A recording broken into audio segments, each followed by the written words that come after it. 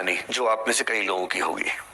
मेरा एक स्टूडेंट है, सिविल सर्वेंट है, सीनियर लेवल पे है, करीब 40 साल का है। उसने आज तक शादी नहीं की।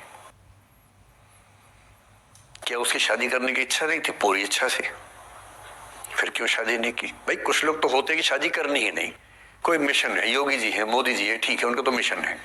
ममता जी है, उनका मिशन है। पर जिसका जीवन में ऐसा कोई मिशन नहीं है और जिसको प्रेम करने का मन भी करता हो, वो तो शादी करता है आमतौर पे। उसने शादी क्यों नहीं की जानते हैं?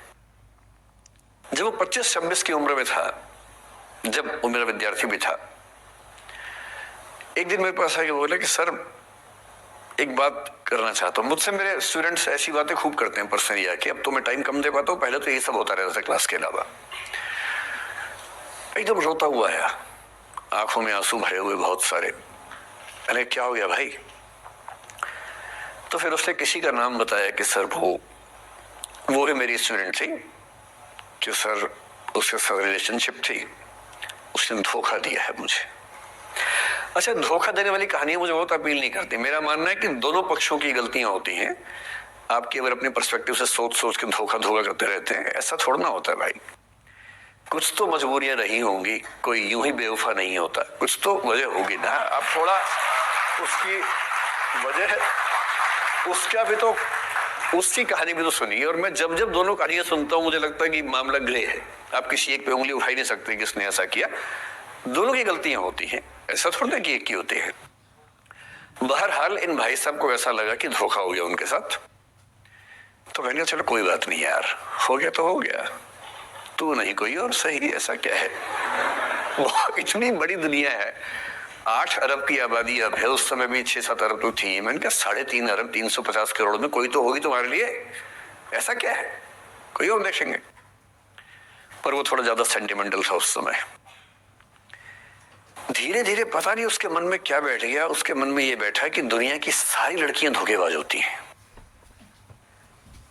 ऐसे मूर्खों की कमी नहीं है दुनिया में, ऐसे बहुत मूर्ख हैं। दर्शन की दुनिया में इसे अवैध सामान्यीकरण कहते हैं, इलिसिट जनरलाइजेशन। इसका मतलब बहुत छोटे सैंपल के बेस पे ये समझ लेना कि ये थियरी पूरे ब्रह्मांड पर लागू होती है। एक लड़की ने धोखा दिया, मान लीजिए धोखा दिया, धोखा इसने दिया कि उसने दिया कि किसी ने दिया, जो भी कहानी हो, एक सैंपल से ये मान लेना कि सब ऐसे होते हैं। और उसके बाद से उसने कम से कम 10 बार कोशिश की, 10 लोगों से मिला, बातचीत की शादी के लिए। डेटिंग तो क्या करेगा 40 की उम्र में, लेकिन हाँ बातचीत करके देखा कि शायद रुचियां मिल जाए, स्वभाव मिल जाए तो शादी के बारे में सोचें। हर बार 3-4-5 मीटिंग के बाद वापस हट जाता है। अब तो मैंने पूछना बंद कर दिया है। जब तक मैं पूछता था, बोलता था कि सर 3-4 मीटिंग के बाद लगता है कि ये भी वैसी ही है। मैंने कहा भूल जाओ भाई, उससे भूल जाओ, बात खत्म हो गई। उसके बच्चे घूम रहे हैं आजकल स्कूल में, अब तुम कम से कम शादी तो कर लो। वो भाई साहब आज तक अकेले हैं और अब तो बाजार में मूल्य भी कम हो गया उनका, अब विकल्प भी ज्यादा नहीं मिलते हैं। अब जो विकल्प मिल रहे हैं वहां उसकी रुचि और कम हो गई है। तो पूरी संभावना है कि वो जीवन अकेले ही गुजरेगा उसका। एक अंतिम एग्जाम्पल देके फिर मैं निष्कर्ष की तरफ बढ़ूंगा। मैं एक आईएएस ऑफिसर को जानता हूं, 2 आईपीएस को जानता हूं, बहुत योग्य लोग, देश के सबसे अच्छे संस्थाओं से पढ़े हुए लोग, प्रॉपर आईएएस प्रॉपर आईपीएस में नौकरी करने वाले लोग, और इन तीनों ने अपना जीवन समाप्त कर लिया नौकरी में रहते हुए। क्यों?